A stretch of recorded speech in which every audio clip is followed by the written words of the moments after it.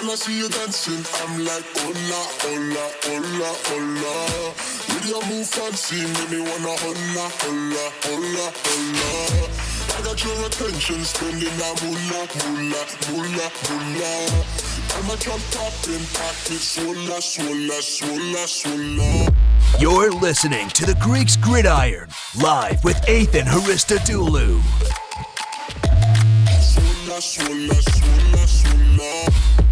All right, everybody, back again, the Greeks Gridiron. I am your host, Ethan Haristadoulou. It is Thursday, April 1st, 2021. I do not have any April Fool's jokes planned out for you guys today. We are talking nothing but the NFL for the most, pretty much nothing but the NFL, aside from some pro day stuff, which coincides with the NFL. Pretty wild week, I guess you'd have to say. A lot of news conferences going on with management. The 49ers kind of had a whole discussion this past week on what it is exactly they plan on doing with their draft selection at number 3. Robert Kraft had an interview yesterday as well. So some of the bigger higher ups on some teams, having conversations with the media about where they're looking to go and why, things have been done the way they have been done. I was very interested to see what Robert Kraft had to say about the Patriots yesterday. And you kind of got what you expected out of that news conference. Very interesting stuff came out of the conference with Kyle Shanahan and GM John Lynch over there in San Francisco. We're going to talk about that. Some pro days went on these past few days, and a lot of top prospects impressed, maybe even beyond what some people were expecting to see. And then also on top of that, the NFL has officially voted on and confirmed on their 17-game regular season that they'll be having starting this season coming up here in 2021. So plenty to talk about. We'll just jump right into the thick of things. And first thing that we'll kind of knock out of the way, this is, depending on who you are and where you stand on the whole situation, it's big news. Some people are for it. Some people are against it. I'm kind of in the middle where I understand where both sides are coming from. I don't really want to pick a side on this one because, I can see both sides of it. I understand why the NFL is trying to do it, and I understand why some of the players probably hate it. So with the question of the day leading into the topic, are you looking forward to this upcoming season's 17-game schedule, and what matchups are you most excited for? With the 17-game schedule comes an entire week of more games being played. Essentially how it's going to work out now that it is odd-numbered games. It'll no longer be every single team gets an even number of home and away games. It'll either be the AFC hosting the games in Week 18, which would be this year, and then the NFC hosting next year. I think what it's doing is it's alternating opposite of how the Super Bowl is being hosted. So I believe just this past season, the NFC hosted the Super Bowl. So or maybe it's the AFC. I don't know. But it's flip-flopping similar to how the Super Bowl is hosted, where you have AFC one year, NFC the other year. So every single year, one entire conference is going to be down a home game to the other one. So with that, a removal of a preseason game as well. The way the NFL's kind of CBA was discussed and agreed upon last year was that the NFL was allowed to kind of make changes to they were no, how do I word this correctly? They were allowed to add at least one or at most one game to the schedule, to the regular season schedule, but they could not surpass 20 games overall. So with that, they took one preseason game essentially and just made it a regular season game. They aren't allowed to add any more. I saw some questions about, can the NFL owners just keep adding on more games? And could we end up with a 20-game regular season and no preseason games or something crazy like that? No, they're only allowed to add one actual regular season game until the end of the CBA, which runs until about 2030, I believe. So at this point, there's nothing beyond the 17-game season, unless the entire Players Association and everyone kind of got together and agreed upon expanding it even more. I think the biggest issue I have with this whole thing is the lack of an extra bye week. The NFL season is already long as it is, and just extending the amount of games that are actually mattering to the entire league only stresses that even more. I'm surprised they decided to just flat out say, no, there's no extra bye week. I don't think any fans would have been upset with them adding a bye week, because not only do you have an 18-week season now, if you added a bye week, you technically have 19 weeks of football, which only expands upon what the NFL has for like in terms of opportunity for television rights and, commercial deals and whatever it may be. So I'm kind of surprised they just opted to stick with only 18 weeks and not go 19 weeks and have, an extra bye week in there. I think it would only help the teams. And on top of that, especially if it was like bye weeks really late into the season, I mean, some of those teams go limping into the playoffs if they're ravaged by injuries. So we'll have to kind of just see how this works out. It's been very split amongst the players from what I've seen on Twitter. I was going through just kind of reading some people as the whole news kind of became official, because this is something everyone expected for the last, handful of months now. This was not like anything new. This was coming. It was just, it needed to be made official. Alvin Kamara came out straight up and just said it's dumb as hell. Adrian Amos also said he couldn't believe that they allowed this to happen. So, you have the players that are, being very vocal about it and unhappy with the whole thing. I know that player payments are getting adjusted a little bit with how, rather than getting paid over 17 weeks, they're getting paid over 18 weeks now. I don't know if that means they're just making less per week, but getting the same amount over a more extended period of time. Something like that would bother me if I'm working for an extra week and getting paid the same amount. Not okay with that. Not cool. I'm one of those people where, you can mess with me and whatnot, but don't mess with my money. So I can understand frustrations in that where, be it there's an extra week. Why are you not getting paid extra? It doesn't make sense to me. So I can understand the frustrations with that. So very curious to see how the whole thing shakes out. This also kind of affects the whole international expansion thing that the NFL is doing. So obviously it's no secret. The NFL has been trying to kind of expand their reach into the entire world. They want the NFL, or at least football as a whole, or American football, that is, to become a more well-known international type of sport, similar to how soccer is. I feel like they look at soccer, or if you're outside of the U.S., actual football, they probably look at that and say, this is what we want the NFL to be like, a giant, international thing that can be done everywhere, where just imagine a world where, the NFL is the U.S. league, the EU has their own league, maybe South America has their own league, and then after the entire seasons play through, then you send the Super Bowl winners of those areas into one giant tournament where you kind of decide a worldwide winner, kind of how the FIFA has the World Cup. I would be game for something like that. Whether American football could actually, progress into that stage remains to be seen. It's obviously very popular in America, and it's slowly becoming popular in other countries. I would be all for it. Now, because of the way this whole 18-week schedule is going to be, every single team is now guaranteed to play an international game at least once every 8 years. So they're kind of really expanding their footprint. I know that the NFL is looking at putting a game in Germany pretty soon. That's as soon as 2022, I believe. So they're really trying to get out there and, expand the NFL. And I'm all for that. So this is kind of one of the things where it's okay, well, here's a plus side to it. So very split down the middle with how you could really look at the whole situation. It's whether you're more of I want to see more football in more places type of person, or if you're I'm more for the players and, listen to their grievances type deal. I can see it from both sides. I understand the frustrations, but I also understand the way that some people are maybe spinning it and looking at it positively. Some of the notable matchups that are coming out of this, pretty decent games. I was curious to see kind of what games would come from this. We're getting Rams and Ravens, which the Rams having Matthew Stafford now going up against the Ravens, who have been a playoff team the last couple of years. This will be really good. And granted, these are Week 18 games. So realistically, looking at these matchups right now, they could be good. But half of these matchups, if some of these teams aren't playoff bound or not even in the playoff race, they could be, meaningless. But as far as looking at it right now, Rams, Ravens, Packers, Chiefs will be a good one. That's a really exciting game. I definitely look forward to that one, Week 18.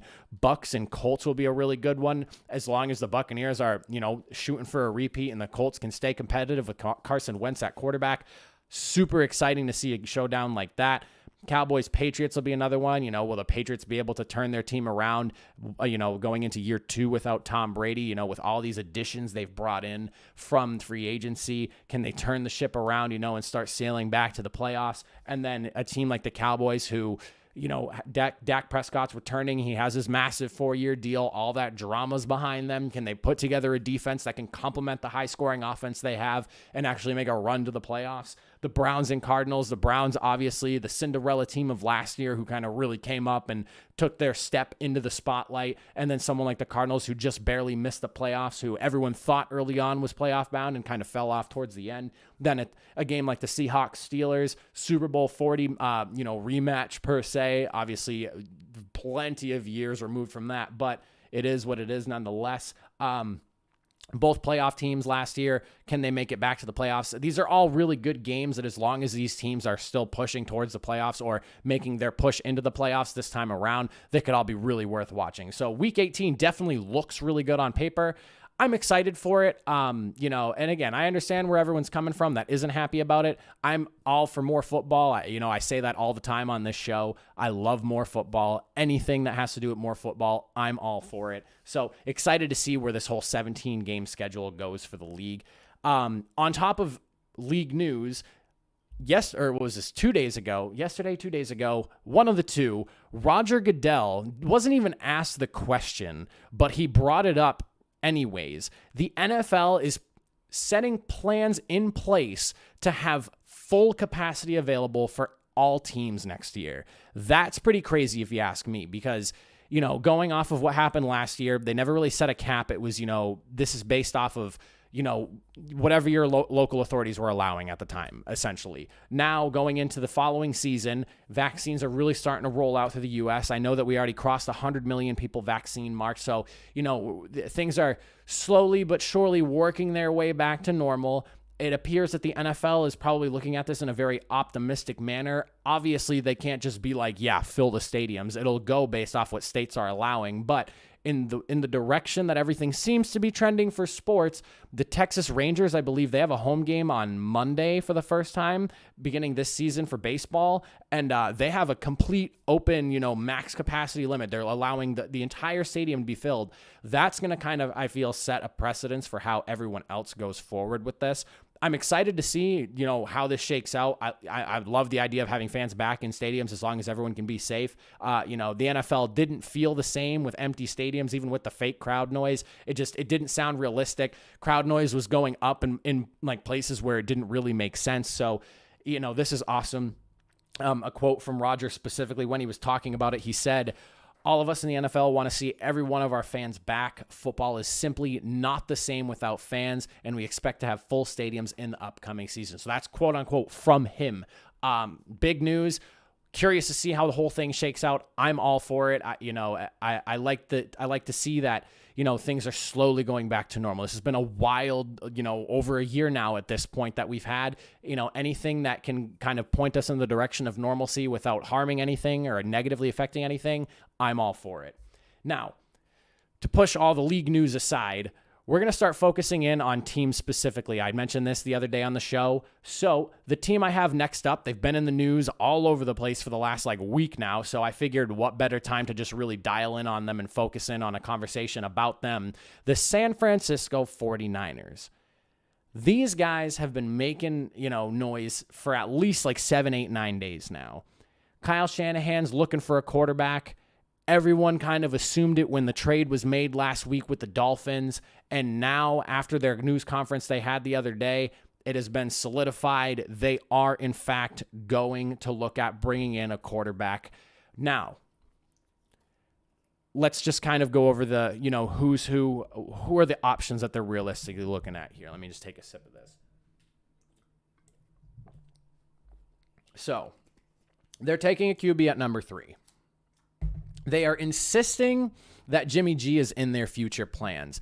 Everyone's kind of gone with the idea that, they're doing kind of what, the Chiefs did with Patrick Mahomes and Alex Smith. And if you want to go further back, Joe Montana, Steve Young, Brett Favre, Aaron Rodgers, the kind of passing of the torch type deal.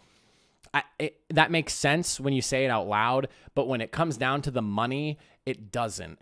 $25 million in cap space is what Jimmy G is kind of holding up over the 49ers right now in terms of money that they would have to, allocate for him for next season. That is a lot. Now, on top of that, if they cut him, they trade him, they release him, I believe they're only on the hook for roughly $2.5, close to $3 million in dead money. That's literally nothing. So, they're in a pretty solid position with with how expendable Jimmy G is, with them. And while they insist that Jimmy G is in the future plans, they have also said that that's barring any trade that completely blows them away. Now, I feel if you're the 49ers, if you really want to move Jimmy G, you've kind of blown your opportunity to really get a good amount of compensation for him. Now that everyone knows you're going after a quarterback, you don't believe in him. This devalues the quarterback. And I say this all the time, or with any position, not even just the quarterback, but with any position. When you make it clear that you don't value this guy for your future and that he's not somebody you plan on being with, he becomes far less valuable to the rest of the league. And on top of that, it only hurts the team going forward, because now everyone's thinking, okay, you're looking for a new quarterback. Obviously, you're kind of unsure whether this new quarterback coming in or not is going to be completely ready, but you're making it very clear to the rest of the league that you don't think the guy that you currently have can do it for your team.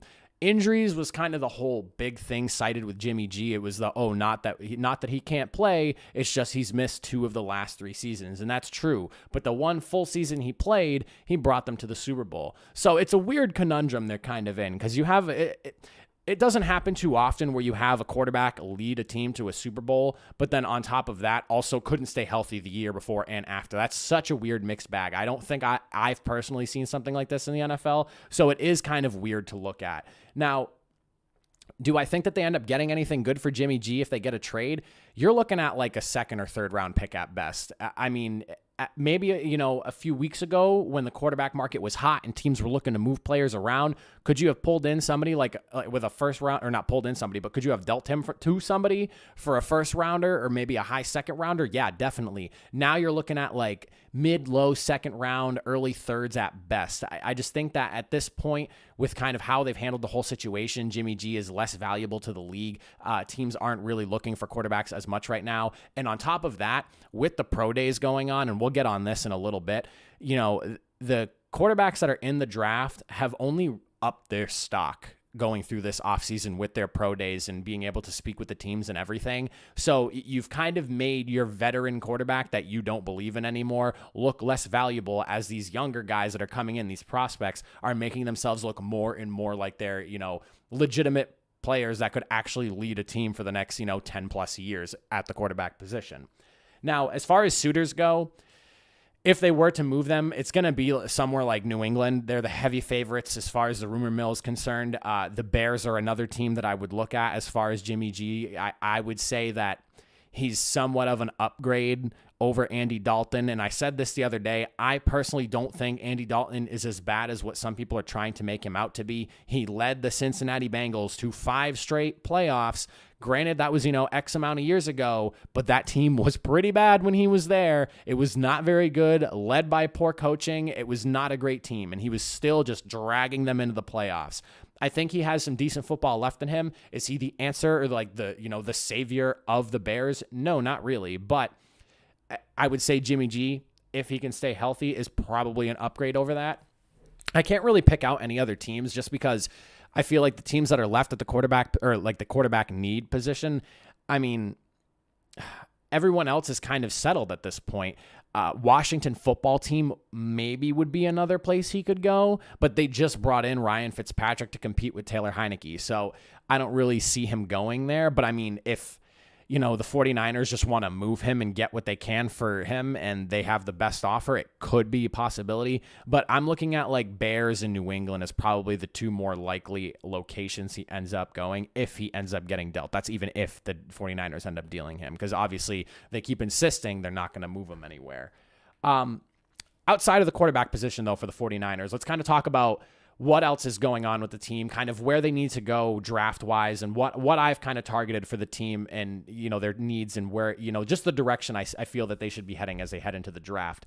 So as far as the needs go, kind of from what I identified, interior D-line's a big one. They lost Solomon Thomas, which was a solid piece to their interior defensive line. On top of that, cornerback position's another one. They lost Richard Sherman, Akello Witherspoon, and a couple of just like not I don't want to call them no-name guys because that's not really how I want to say that, but just like lesser pieces for the team. And then on top of that, they lost wide receiver Kendrick Bourne. So you could argue interior D-line and cornerback for sure. Defense, just kind of shoring up some of those spaces that are open now with legitimate players in the second and third round. Wide receiver is another one you could look at. Obviously, there's Deebo Samuel and Brandon Ayuk, and I'm not taking anything away from them, but would you argue right now that either of those guys are true number ones? Maybe Deebo Samuel is, but, I think that the 49ers could do with a really big-bodied, just overall dominant type of pass catcher. I think that it would just only help the offense improve.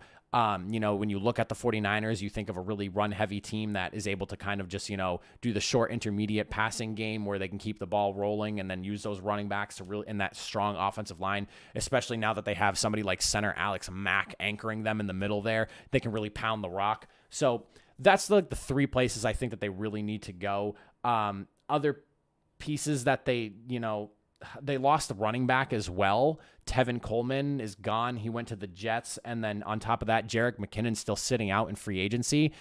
I don't know if I would per se put running back at the top of the list of needs. They have Raheem Mostert, and he's looked really good. But, bringing in somebody in the third or fourth round that's a solid player that could just add depth back to that running back room is something they could look at as well. And then on top of that, I guess edge rusher is another way they could go. They brought in Samson Ebukam from the Rams. I don't know if they're maybe looking to continue to add to the edge.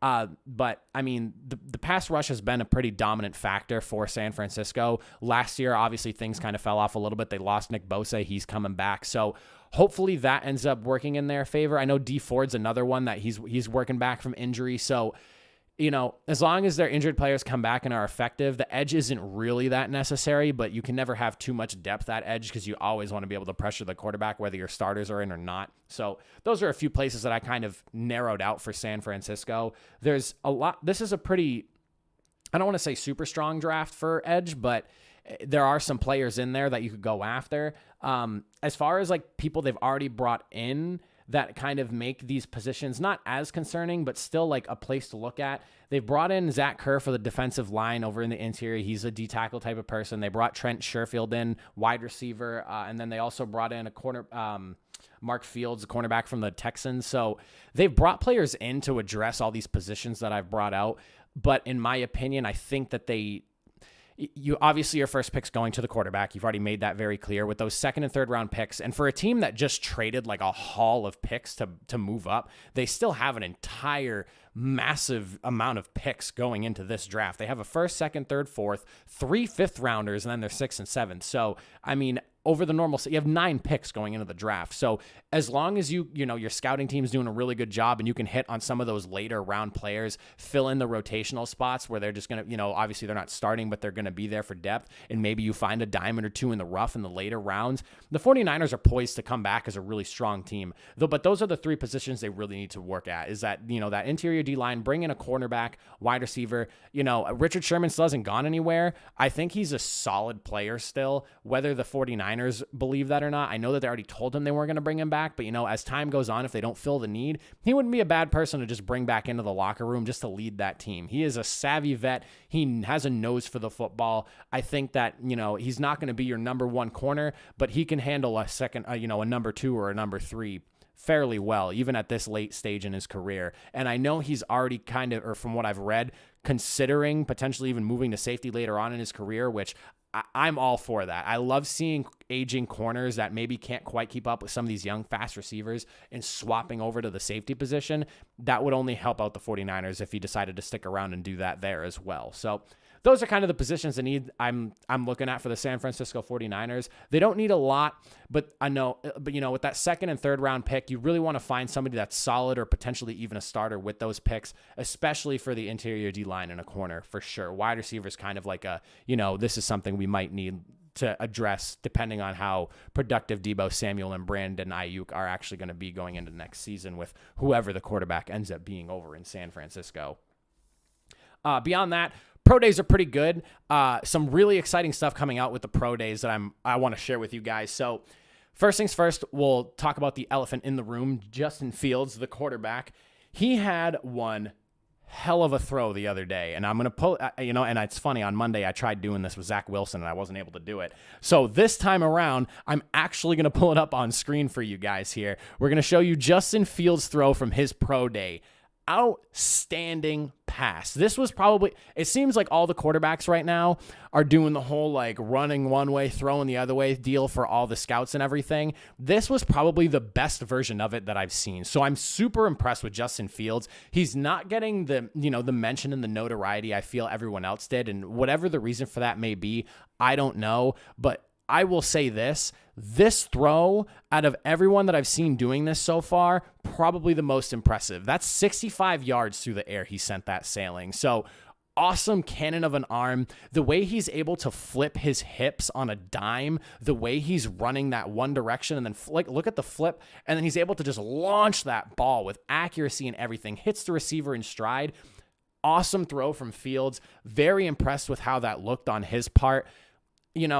There's a lot of conversation around Justin Fields right now. He had a great pro day. He ran a 4.44, which he was saying he was going to run hopefully a sub 4.4. He wanted to try to hit 4.39, 4.38 probably was his main goal. He stumbled a little bit out of the gates on his run, so maybe that was why he didn't end up getting to where he wanted to be. But he showed he has the mobility and the speed for a quarterback in the NFL, which seems to be where a lot of people are trending. But I've been listening and kind of reading in because it's weird watching how this whole thing went. I remember early on, Justin Fields was kind of like he was the number 2 quarterback going into this draft, I would say like a handful of months ago. And then as things have slowly trended towards the draft and, we've moved along, it feels like he's dropping down behind Zach Wilson and Trey Lance. And from what I'm gathering, I was listening to the Pat McAfee show yesterday, and Dan Orlovsky was on there. He was talking about GM saying that, there might be concerns about his work ethic and things like that, issues with his past team when he was in Georgia, not wanting to, not really getting along with the teammates and stuff like that. Whether that is the reason why it seems to be he's slipping down the draft boards of some teams, that kind of remains to be seen. I think he's still a very strong prospect at the quarterback position. He could end up being really good. So I would be a little disappointed if he doesn't end up going as high as I expected him to go. But at the same time, if he falls, and let's say, he slips out of the top 10, which I don't think is going to happen. But if we're going to speak in hypotheticals here, a team like New England that's picking at number 15, if for whatever reason Zach Wilson goes before him and Trey Lance goes before him, you get out of those 3 teams that are at this point, everyone assumes are taking quarterbacks, with the Trevor Lawrence pick, the Zach Wilson being number 2 at the Jets. And then if they go, Mac Jones is moving up the board as well. If he ends up falling out of the top 10 and he goes to somewhere like New England, I mean, talk about like the luck of the Irish or something for those Bostonians out there in New England, because that place is going to be going. I just could not fathom how New England would get a prospect at number 15 like Justin Fields. And I feel like if there's any concerns with that sort of stuff, whether it's character, his ambition, whatever it may be that everyone's talking about, a place like New England could set him right, and he would buy into that system. They have Cam Newton there. Cam Newton would be literally probably the perfect mentor for Justin Fields. And just the idea of it is it's like blowing my mind that this is something that's even a conversation we're having. But it seems like people are starting to think he might slip. I didn't click on the link, but I saw a post on ESPN earlier that was talking about the potential of him dropping out of the top 10. I didn't read into it because when I saw that, I was like, no way it's going to happen. But, the more I say it out loud, if it does happen and he falls to a team like New England, that's going to be insanity. That's going to be absolute insanity. So, curious to see what ends up shaking out with the quarterback situation, because it sounds like San Francisco is really, really starting to like Mac Jones. Whether that's just smoke for whatever the fire actually is over there, who knows? But Justin Fields looked awesome in his pro day, and that's all I have to say about that. He looked awesome going through it.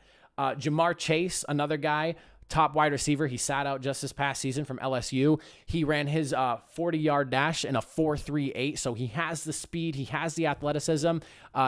Nobody seems to be really concerned that he took a year off from football because of the way everything shook out last year with the pandemic rolling through. Nobody really knew what was going on. He decided, just sit out, whatever, let my last season speak for itself, which it does. On top of that, he had 11-foot broad jump, the 41-inch vertical. I mean, he has the height.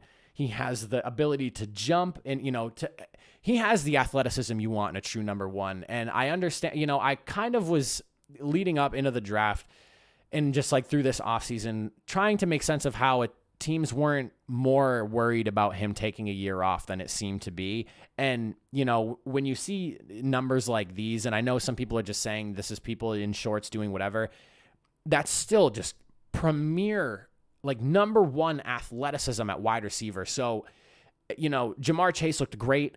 He's probably going within the top 10 too, even though he took an entire year off. Kyle Pitts was another guy who had his pro day, and man, Kyle Pitts is a freak. Whoever gets Kyle Pitts, they're set at the tight end position for 10 years, period, as long as he's not getting hurt. 4.44 40-yard dash. A tight end. He is like 6'4", 250. I think he weighed at 245, but he's like 6'4", 250 almost. 10'9" broad jump. 83-inch wingspan. I think mine's like 72, and I think, okay, I kind of have a decent wingspan. Another 10 inches or 11 inches on top of that. Talk about a catch radius for someone his size. This dude is going to be legit. I cannot wait to see wherever he ends up. Whoever's throwing him the football, though, is going to be so happy his team drafted him. Kyle Pitts, man, I will be so disappointed if he doesn't work out, because he looks to be like the premier, premier's not even the word, like the definitive version of what you would want to have in a tight end. He has all the athleticism, the speed.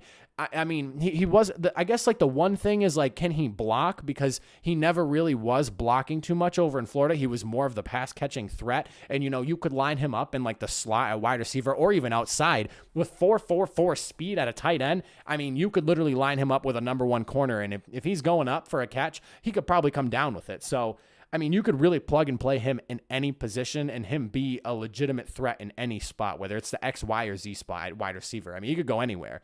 So some of these like top athletes just showing up for all their pro days, and it has me so excited. I can't wait. I love the draft. I love seeing where all the rookies go.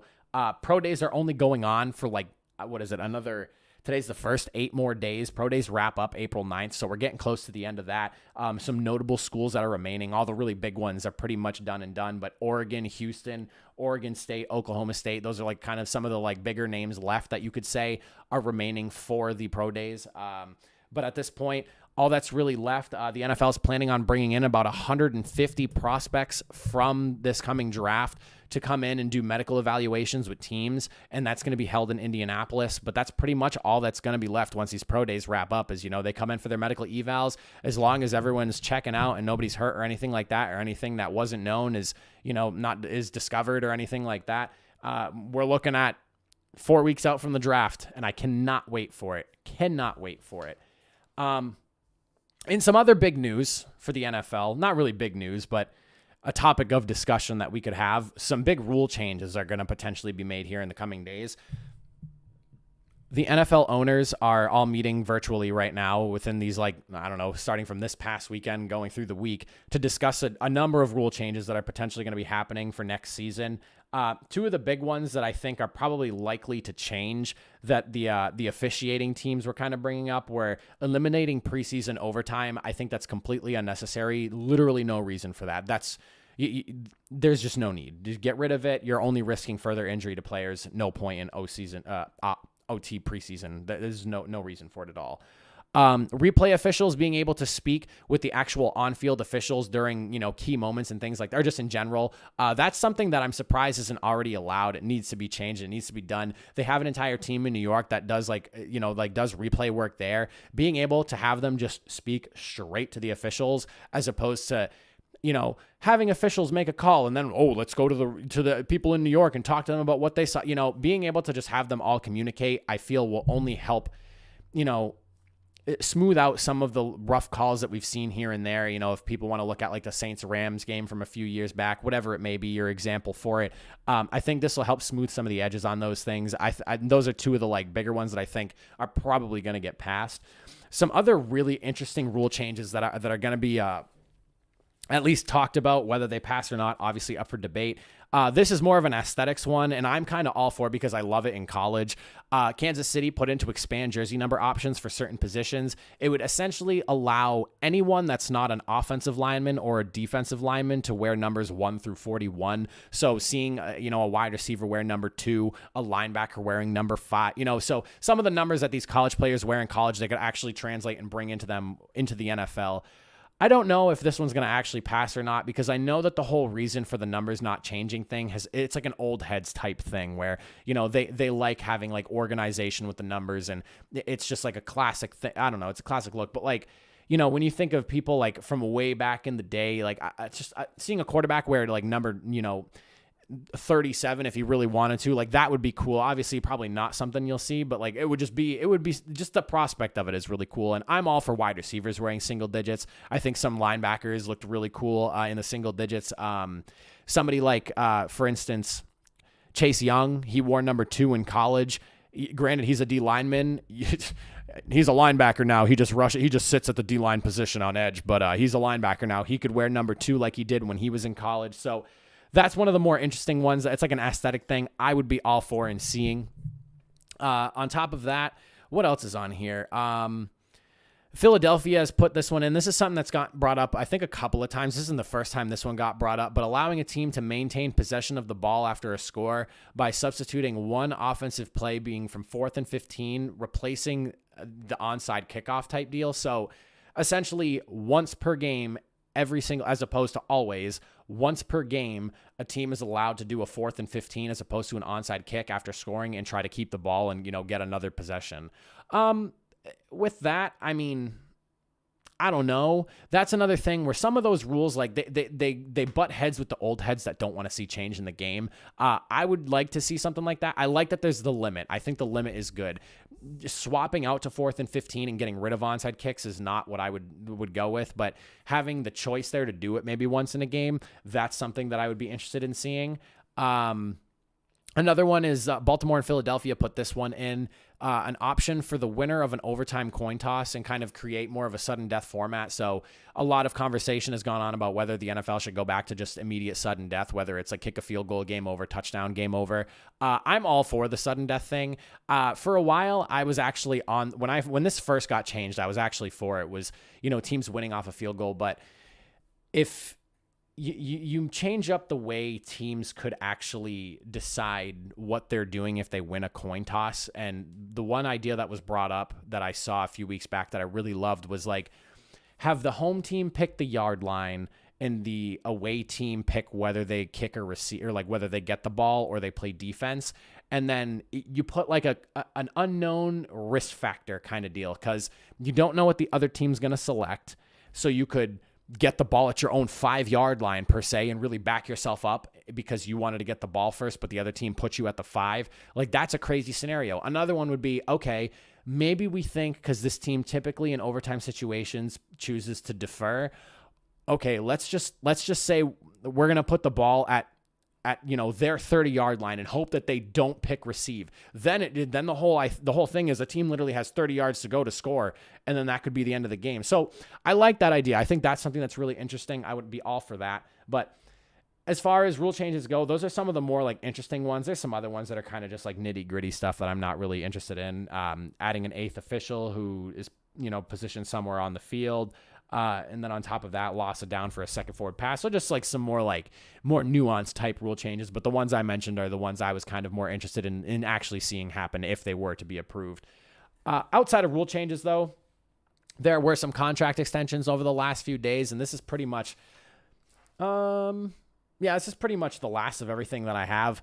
Tyler Lockett signed a big 4-year, $69 million extension, wide receiver for the Seattle Seahawks. I mean, he's an absolute burner. He has become a big piece in that receiving game for the Seattle Seahawks. So good on him for receiving massive money deal.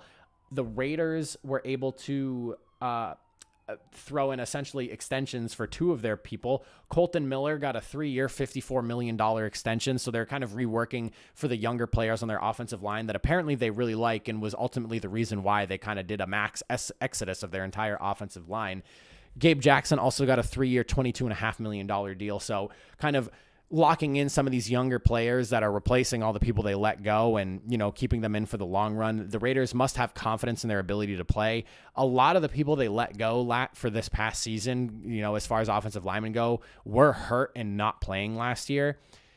Whether you feel that it was a good idea because their offensive line wasn't rated very highly this past season, whether you think the Raiders made a good choice on that or not is really just up for debate. But, it's good to see that they're kind of committing and they're showing that, okay, we believe that these younger players have promise on the team. Obviously, whether that ends up working out for them will remain to be seen. We'll be able to judge that as the season rolls on in the 17-game season we're getting this upcoming year. But that's pretty much it for all the news I got for you guys. Just want to double check my notes here. Yeah, no, that's just about all of it. So with that, end of the show. I'll run the question back again for you guys, for anyone who stuck around the whole way through and got to the end here. Are you looking forward to the 17-game season that we're heading our way into now and going forward for the NFL's future, at least until like 2030? And are you excited for any specific matchups? Some of the big ones including the Buccaneers and the Colts. You also have Packers, Chiefs, Seahawks, Steelers, Cardinals, Browns, Rams, Ravens, like a lot of playoff teams from this past season meeting up now thanks to the 17th game that they're adding to the schedule. So are you excited for it? Who do you want to see play most? But other than that, that is Thursday, everybody. I will catch you all same time, same place on Monday. I don't know what the date's going to be. What is tomorrow? The 2nd, 3rd, 4th? Was it like the 4th, 5th, April 4th? I don't know, whatever day that's going to be. But I'll catch you Monday, 1 p.m. Eastern time. Enjoy the rest of your evening, everybody. See y'all again real soon.